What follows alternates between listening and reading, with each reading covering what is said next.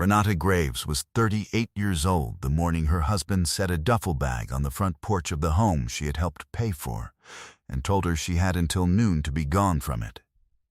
She had worn the same pair of work boots for 3 years because Leon said they were saving. She had cashed her own paychecks and deposited them into their joint account every other Friday, without exception. She drove a 12-year-old Dodge that needed a new alternator, and she had been putting it off because Leon said they were saving for that too, and she had believed him, the way she had believed most things he told her. Because she was a woman who extended trust carefully and completely, and did not take it back without cause. He had cause prepared. He handed her a manila envelope along with the bag.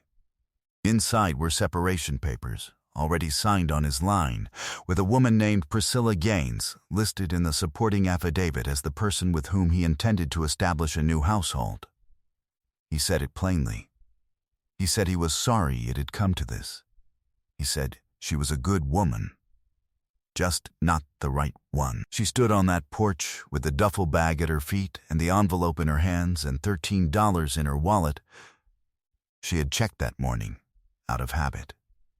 And she looked at the man she had been married to for 7 years, and she did not cry, and she did not raise her voice. What Leon Graves did not know, what he had never once thought to investigate, was that Renata had been sitting on the licensing board of the Tennessee Contractors Commission for 2 years, and that his construction firm's renewal application was already on her desk. 4 years later, he would walk into a hearing room and look up and have to call her ma'am. Before we jump into the story, comment where in the world you are watching from and subscribe, because tomorrow's story is one you need to hear. Nashville mornings in November came in cold and colorless before the sun got high enough to matter, and Renata had always liked that about them. There was an honesty to a gray morning that she found easier to work inside than the performance of a bright one.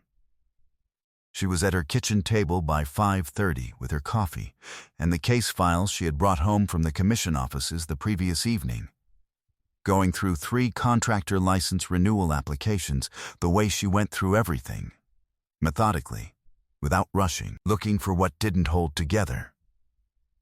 The kitchen table was one she had built herself, 4 years after Leon, from a slab of white oak she had salvaged from a demolition site in East Nashville and finished over 3 weekends in the garage.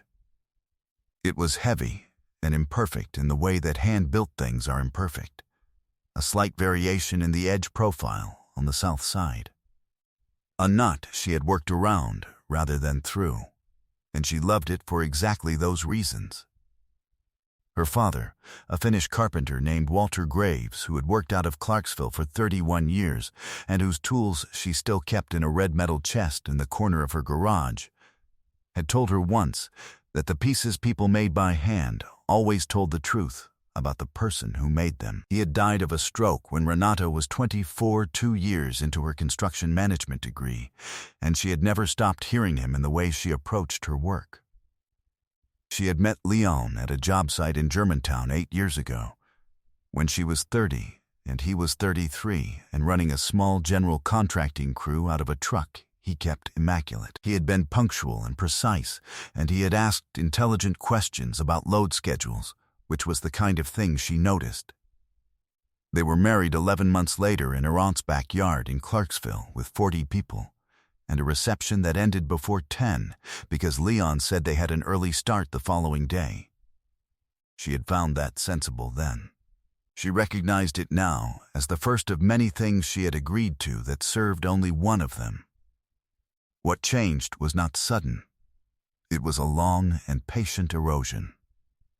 The joint account that Leon managed increasingly alone. The client dinners she was not invited to. The Friday evenings that extended to Saturday mornings with explanations that became shorter and less detailed as the years went on. She had noted each of these the way she noted variance on a project schedule, as data. Filed, not yet conclusive.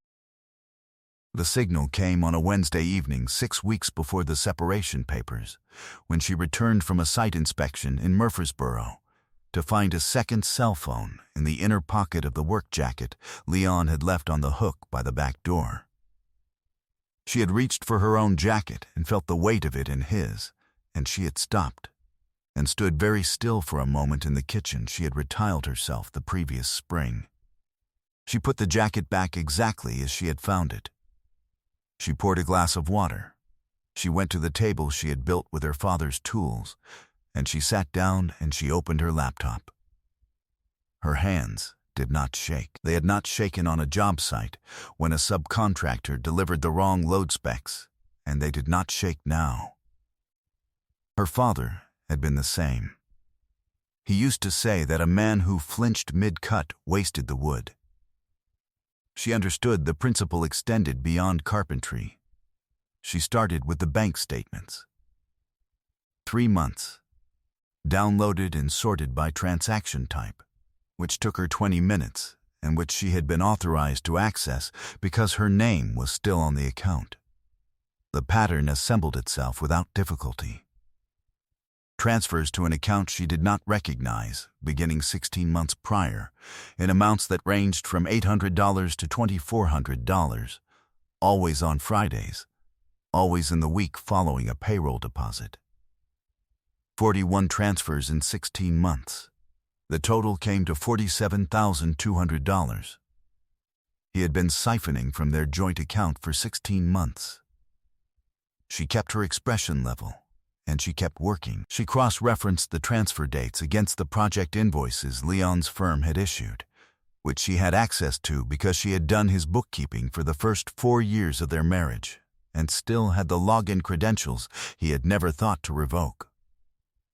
The transfers did not correspond to vendor payments or material costs. They corresponded to nothing in the business record. They were personal, and they were deliberate, and they had been running since the spring of the year before last, which was, she noted, approximately 4 months after Leon had hired a new project coordinator named Priscilla Gaines. She downloaded every statement.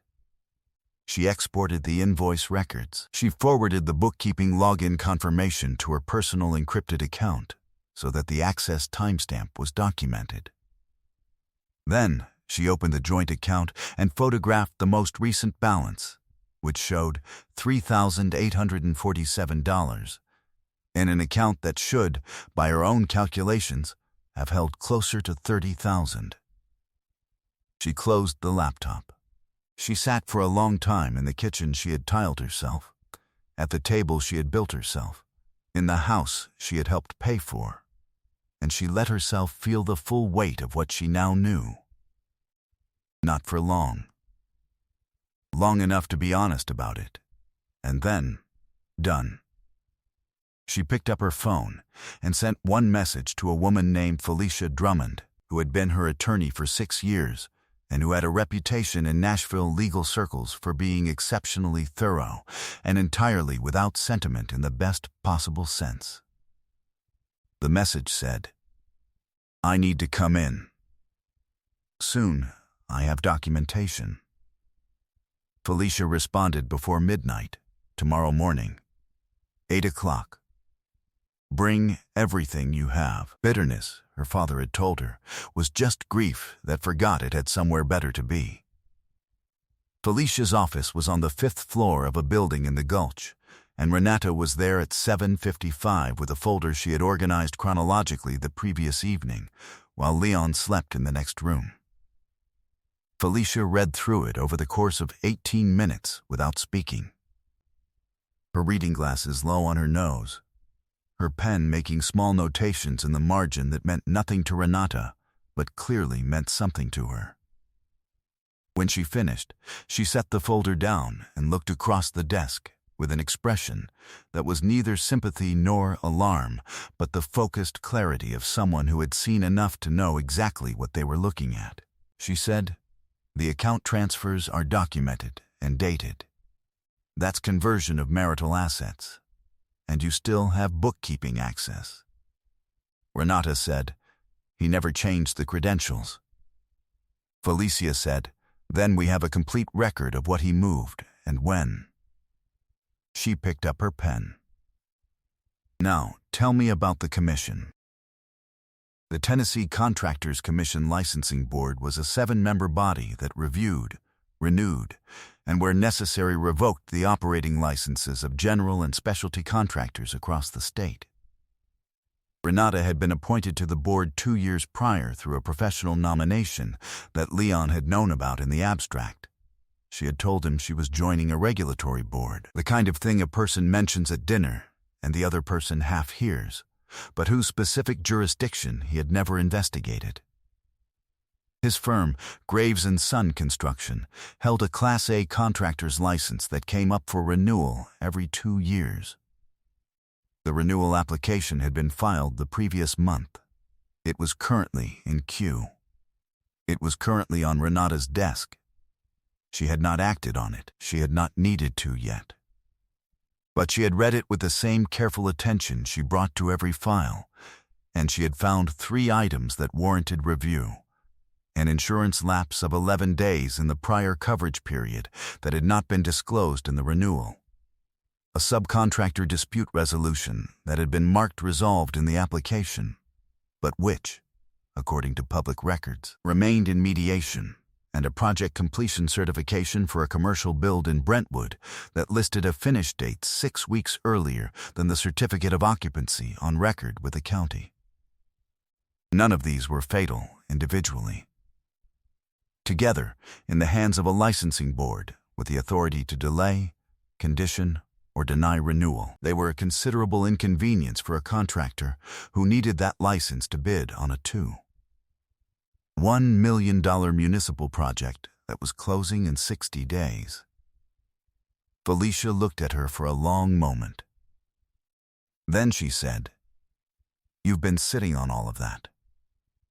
Renata said, "I've been doing my job." 2 days later, Renata drove to Clarksville to visit her father's sister, Auntie May, who was 73 years old and who had known Leon since before the wedding, and who had, in her quiet and particular way, never fully trusted him. They sat on May's front porch in the cold afternoon with tea, and Renata told her what she had found and what was coming. May listened in the unhurried way of someone who understood that the right response to most news was to let it settle before speaking. When Renata finished, she rocked once in the porch chair and looked out at the yard. Then she said, "Your daddy used to say that wood doesn't lie. He said you could sand it and stain it and cover it 6 ways, but the grain was always the grain. He meant people too, baby. He always meant people too." Renata held that sentence on the drive home and felt the truth of it settle into the place where the grief had been living, and found that truth, as it always did, took up less room. By the following Friday, the picture on Priscilla Gaines was complete. She was 31 years old and had worked as Leon's project coordinator for 19 months. She drove a vehicle Leon had co-signed for 14 months ago, a fact the auto lender's records confirmed through a search Felicia's investigator had run without difficulty. She lived in an apartment in Berry Hill, whose lease, also co-signed by Leon, had been signed 11 months prior. 3 months before he handed Renata the separation papers. He had been paying the deposit and the monthly rent from the cash withdrawals documented in the statement record, an average of $1,400 per month across 11 months, totaling $15,400 on top of the $47,200 already transferred. He had built a second household with $62,600 drawn from their joint account over 16 months. He had done it while telling her they were saving. That Thursday evening she made soup. She set the table. She asked Leon how the Brentwood project closeout was going, and he said it was wrapped up, and she nodded and passed him the bread, and asked about the municipal bid timeline, and he said 60 days, and she said that was good timing. She refilled his water glass and cleared the bowls and said she was turning in early. He did not look at her closely enough to notice anything at all. Preparation was the whole of the discipline. The rest was just the moment it arrived. The hearing was scheduled on a Tuesday morning in the Commission's offices on Rosa Parks Boulevard, standard procedure for a license renewal with flagged compliance items. Leon arrived with his attorney, a man named Gary, who wore a good watch and an expression of practiced confidence. Renata was already seated at the board table when they entered. Leon stopped in the doorway. He had not known she was on this board. He had known she was on a board. He had never investigated which one. She was watching. The hearing room held 7 board members, a commission staff attorney, and a court reporter. Leon and Gary sat at the respondent table. Renata sat in her assigned seat, third from the left, with a case file in front of her and a pen in her hand. Gary leaned toward Leon and said something quiet. Leon did not respond. He was looking at his wife with an expression she had not seen on him before, which was the expression of a man who had just understood the distance between what he assumed and what was true. The chair of the board opened the proceeding and summarized the 3 flagged items in the renewal application. She invited the respondent's counsel to address each one. Gary spoke for 11 minutes. He was polished, and his explanations were technically adequate, and on a different day before a different board they might have been sufficient. This was not a different day. When Gary finished, the chair invited board questions. 2 members asked procedural clarifications. Then the chair turned to Renata and said, "Member Graves, do you have questions for the respondent?" She did. She asked 4 questions, each one specific, each one drawing on the documentary record in front of her, each one landing with the quiet precision of someone who had spent 2 months preparing them. The insurance lapse, the mediation status, the occupancy certificate date discrepancy, and a 4th question, which she asked last and which Gary had not anticipated, whether the firm had maintained full business banking continuity throughout the prior license period, as required under Commission Rule 47, given that a forensic review of the firm's operating account would show irregular cash outflows totaling $62,600 over 16 months that did not correspond to any documented business expenditure. Gary asked for a moment with his client. The chair said he had 2 minutes. The room was extremely quiet. Leon looked up from the table. He looked at Renata. She looked back at him without expression, her pen resting in her hand, her posture the same as it had been since he walked through the door. He looked away first. Gary requested a continuance of 30 days to produce supplemental documentation. The board voted to grant it with conditions: a compliance escrow, a third-party financial audit, and a temporary restriction on new contract bids pending the audit's completion. The municipal project, 60 days from close, was now effectively out of reach. Gary said the board's conditions were disproportionate. The chair explained, in even language, that the board's conditions were standard practice under the circumstances. Leon said nothing. Renata gathered her file folder and her pen, and she stood when the session adjourned, and she exchanged brief professional words with the chair and with 2 other board members, and she walked toward the door. Leon said her name. He said it once, quietly. She paused. She turned. She looked at him across the hearing room. She said, "You had 7 years to understand what kind of woman you were married to. You decided I was the kind who would take a duffel bag and $13 and disappear. You built your whole plan on that. I'm not angry about the plan, Leon. I'm grateful it showed me who was making it." She turned back to the door. She walked out. She did not look back at the room or at the table, or at the man seated at it with his attorney's hand on his shoulder and the weight of a postponed license renewal and a financial audit sitting in the space where he had expected an easy win. The structure holds, or it doesn't. She had always known the difference. 14 months later, the Nashville winter had moved through, and the long, mild weeks of February had arrived.